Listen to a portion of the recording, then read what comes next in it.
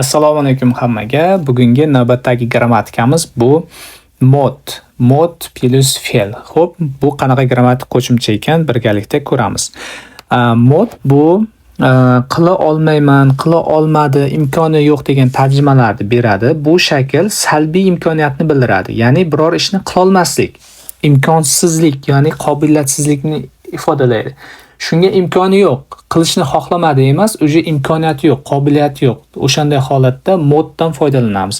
An degan inkor grammatik qo'shimchamiz bor edi, bilamiz, an. U shunchaki xohlamadi va qilmadi, shunchaki qilmadi.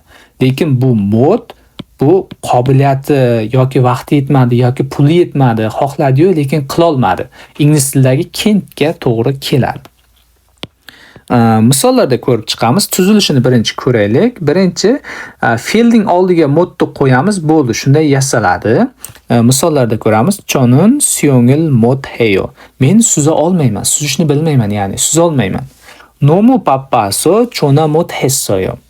Juda band bo'lganligim uchun telefon qila olmadim. Chinguga nomu appaso hakkoye mod kassoyo. Do'stim juda og'riganligi uchun, kasal bo'lganligi uchun maktabga bora olmadi.